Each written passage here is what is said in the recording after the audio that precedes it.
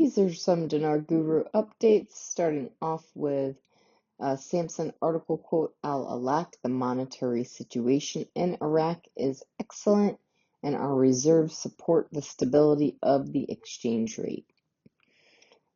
Pompey Peters says a lot of people called it, a lot of people got egg on their faces, everybody gets it wrong from time to time, everybody has to take their turn. There are gurus out there with egos the size of a planet who just can't hold their hands out and say, oops, I got it wrong. It was a slim chance it could have gone, but that chance depended on B320, which has to do with the bond auction. Pompey Peter goes on to say, these are not normal auctions, these are the bond investment auctions, which they were given 14 days to get on board with.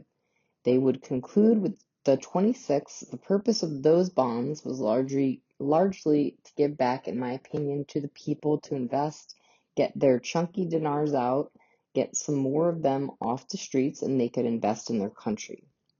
What it would mean is they would get a nice interest rate when they matured in a very short time, and also meant when they get big, lovely bonus of extra purchasing power when the RV occurred.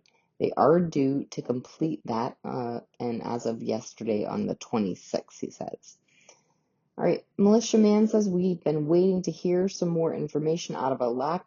The central bank governor hears Iraq article, quote, the monetary situation in Iraq is excellent and our reserves support the stability of the exchange rate. That's pretty powerful language from Iraq. They talked about the volume of the reserves, how much they have increased it to well over $110 billion. They've got gold reserves. They have that, so they have the mechanisms in place to be able to have stability. Right, Claire's article, quote, Al-Alaq, the monetary situation in Iraq is excellent. Our reserves support the stability of the exchange rate. Quote, Alaq confirmed the monetary situation in Iraq is very excellent, noting that the increase in the volume of reserves enables us to support the exchange rate and achieve monetary stability.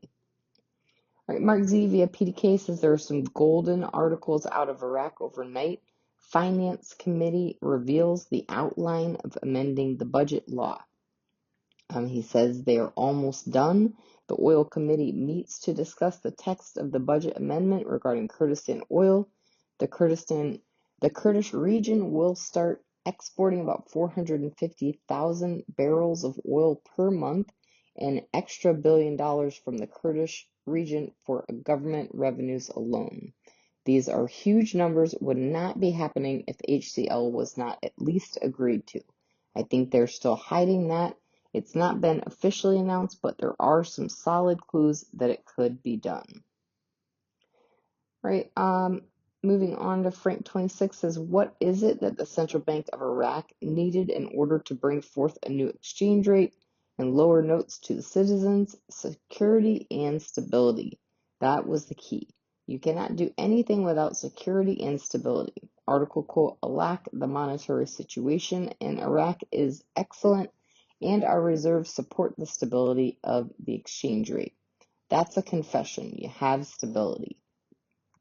Lastly, Militiaman article quote, the objectives of banking reforming Iraq will end with a high integration that achieves competitiveness, homogeneity, compliance, and governance within the Iraqi banking market and achieves the integration of the national banking market with the global market.